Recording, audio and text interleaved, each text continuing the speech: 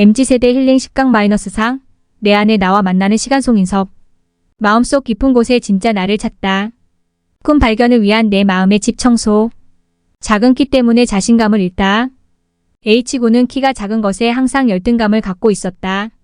중학교 때까지만 해도 작은 키에 속하지 않았으나 이후로 키가 크지 않아 고등학교 때는 반에서 손꼽히는 키 작은 아이로 전락해버렸다.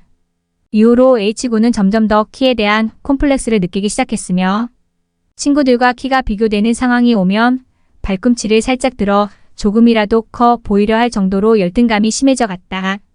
어느덧 H군은 학교를 졸업하고 사회에 나오게 되었다.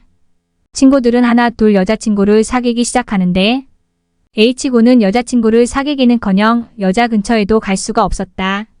아니, 여자들이 먼저 H군을 보면 깜짝 놀라며 피하기 일쑤였다. 그렇게 몇 년이 지나도록 H군은 여자친구를 사귈 수 없었으며 아예 여자들을 보기만 해도 피하거나 도리어 경멸하는 상태에까지 이르렀다.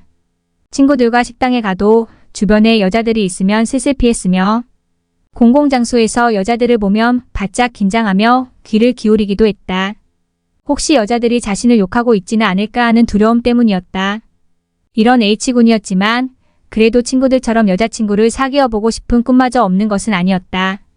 한 번은 마음에 드는 여자를 발견하고는 소가리를 시작했다. 짝사랑을 시작하게 된 것이다. 하도 끙끙 앓고 있자 친구들이 기회를 만들어주려고 했으나 H군은 기겁을 하며 도망치고 말았다. 그 여자가 자신의 키를 보고 실망할 모습이 두려웠기 때문이다. 그런데 H군의 친구들은 H군이 여자친구를 사귀지 못하는 이유가 키 때문이라고 전혀 생각하지 않았다. 그들은 지금까지 키를 가지고 H군을 놀린 적이 한 번도 없었다. 사실 H군의 키는 놀림을 받을 만큼 작은 것도 아니었다. 그저 조금 작은 정도에 지나지 않았다. 그런데도 H군이 스스로에 대해 너무나 자신감이 없었기 때문에 여자를 만나지 못하고 있었던 것이다. 도대체 H군은 어떻게 해야 여자친구를 사귈 수 있는 것일까? 10강 중 내 안에 나와 만나는 시간. 마음속 깊은 곳에 진짜 나를 찾다. 꿈 발견을 위한 내 마음의 집 청소. 눈과 가족을 잃었지만 희망은 있다. 강영우.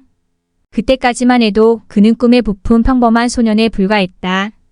15 다른 남자애들처럼 놀러도 다니고 공도 차고 하지만 불행의 그림자는 한순간에 그와 그의 가족들에게까지 덮치고 만다. 그때 그는 친구들과 공을 차고 있었다. 잠깐 무거운 느낌이 확 끼치는가 싶더니 이내 그의 눈알이 터져나갈 듯한 충격의 물체가 그의 눈을 사정없이 때려버렸다. 그것은 축구공이었으나 잠시 정신을 잃을 정도로 대단한 충격이었다. 이후로 그의 눈이 보이지 않았다. 실명하고 만 것이다.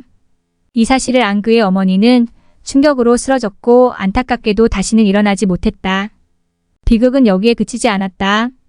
어머니 대신 집안 살림을 책임지겠다며 봉제 공장을 다니기 시작한 누나마저 쓰러지고 만 것이다.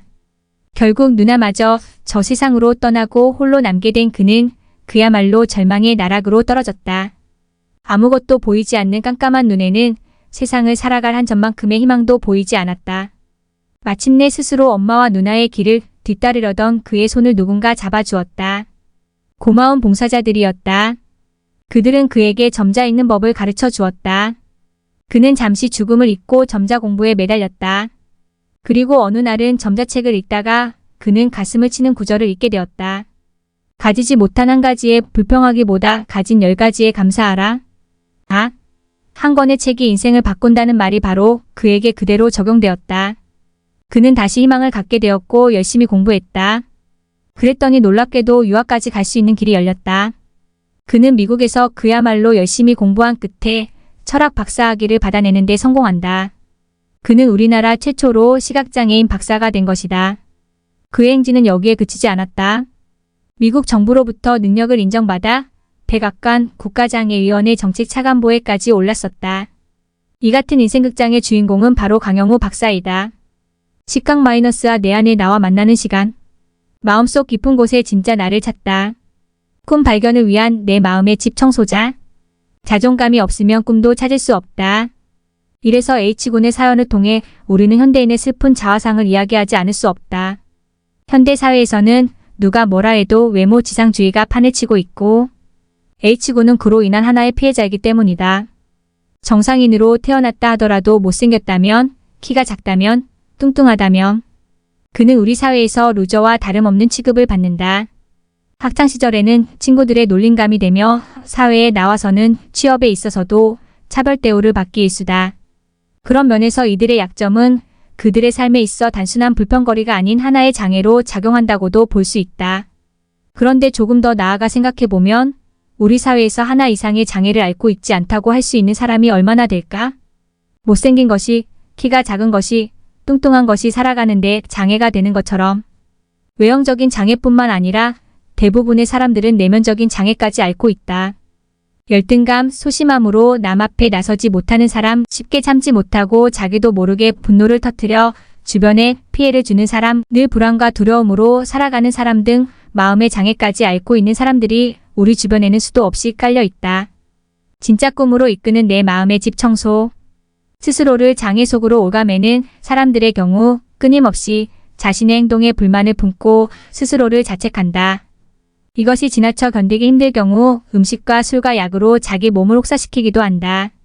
모든 책임을 사회 탓으로 돌리는 사람도 있다. 왜 이런 행동을 하게 되는 걸까? 그것은 자기 자신에 대한 자존감이 너무 낮아졌기 때문이다. 세상에는 항상 작용에 대하여 반작용이 일어나게 마련인데 자존감이 너무 낮아진 데에 대한 반작용으로 자존심이 크게 드러나면서 상처를 입는 것이다.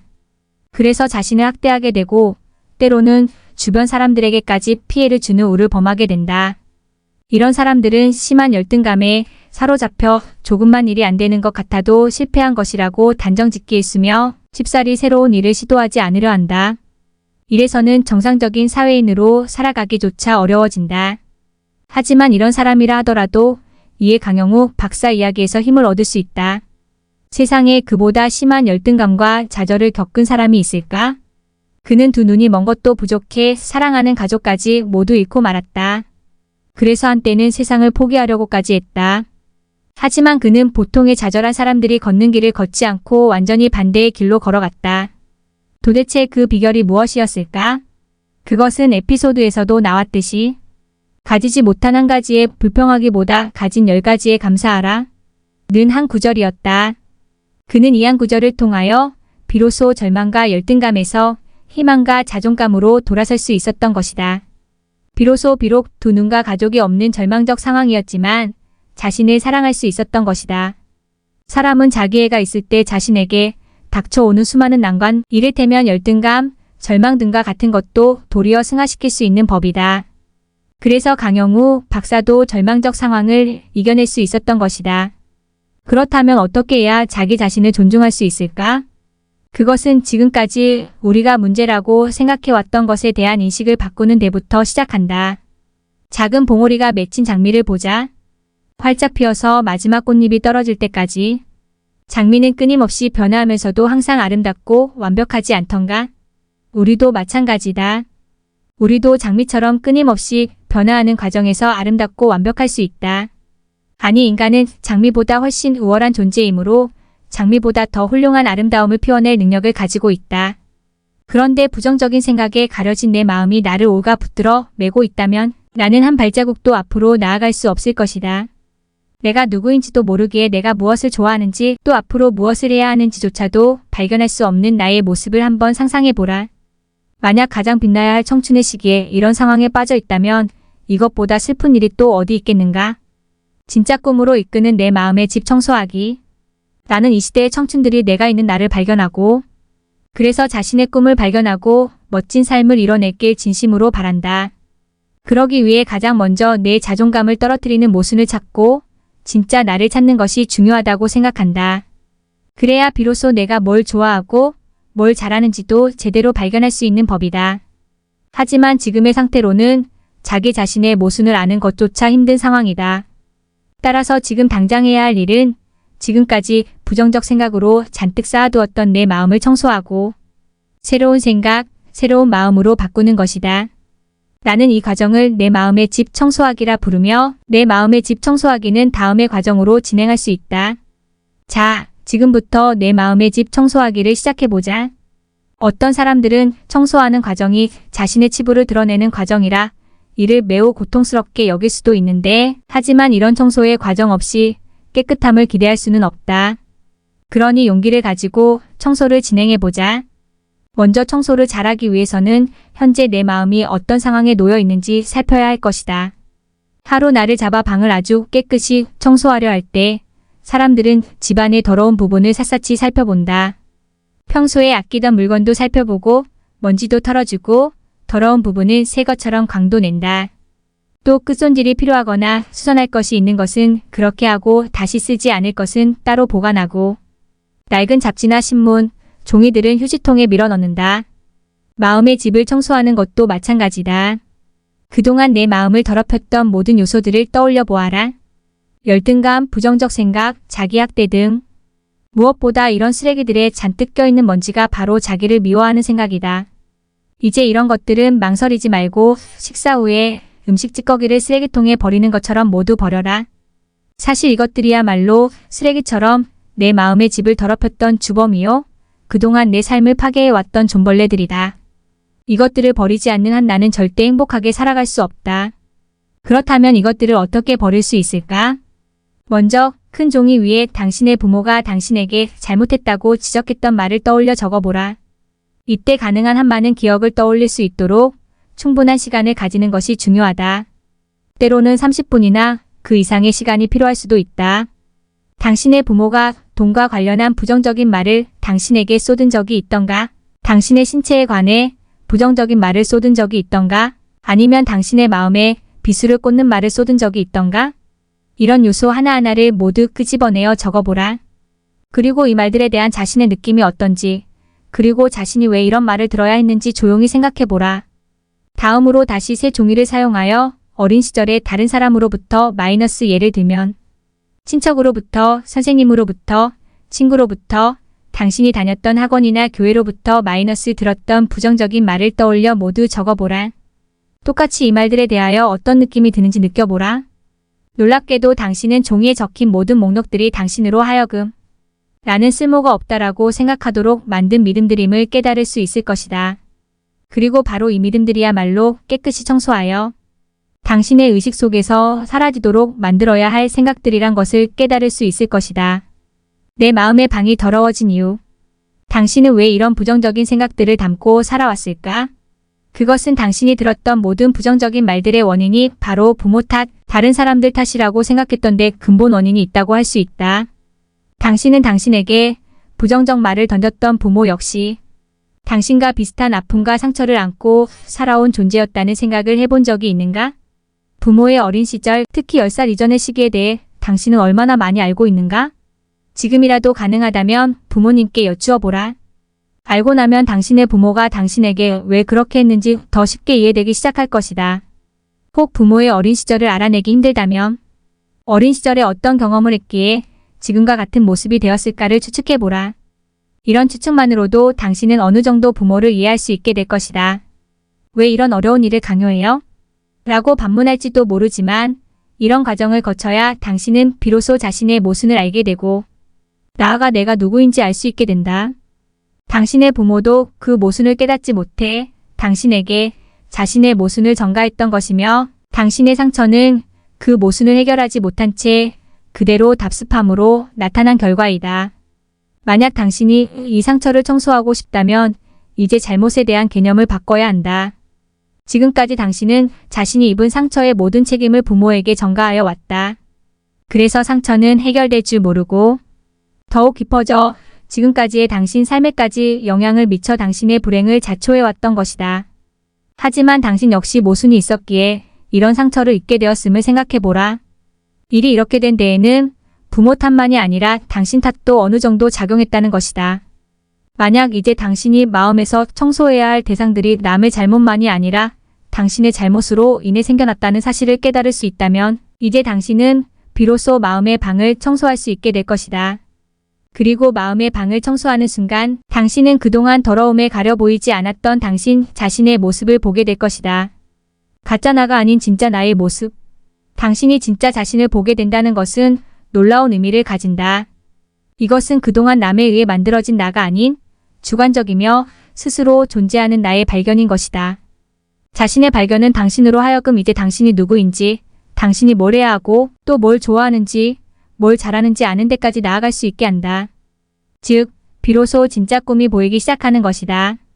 노 교수의 진심 NOT 1. 열등감의 본질은 자기를 사랑하지 않는 것. 열등감이란 스스로 뭔가를 해야만 한다는 기준을 정해놓고 거기에 도달하지 못한 자신을 비하하고 옥죄는 우매한 행동이다. 이런 열등감은 남과의 비교에만 매달리다가 자신의 본질을 보지 못함으로 생기는 결과이자 자신을 사랑하지 않기 때문에 생기는 일이라 할 수 있다. 2. 자기를 사랑하는 사람은 열등감까지 포용할 수 있다. 자기를 사랑하는 사람은 열등적인 요소를 오히려 앞으로 나아가는 데 필요한 무기로 쓸 수 있다. 즉, 자신의 단점, 약점을 자기 비하의 대상으로 여기는 것이 아니라 극복해야 할 대상으로 여기게 된다는 것이다. 3. 부정적인 생각은 어떤 행동도 가로막아버리는 장애물로 작용한다. 부정적인 생각은 자기 비하로 이어져 어떤 행동을 할 때 자신감을 떨어뜨리고 심지어 도전까지도 주저하게 만드는 장애물로 작용할 수 있다. 4. 내 마음의 집 청소란 부정적인 생각, 나를 사랑하지 않고 비하하는 감정들을 깨끗이 청소하는 것이다. 현재의 부정적인 생각, 열등감은 내 과거의 역사에서 비롯된 것이다. 따라서 이런 부정적인 생각을 청소하기 위해서는 과거의 기억을 떠올리는 데서부터 시작한다. 5. 지금 나의 부정적 생각은 과거의 상처로부터 이어져 온 산물이다.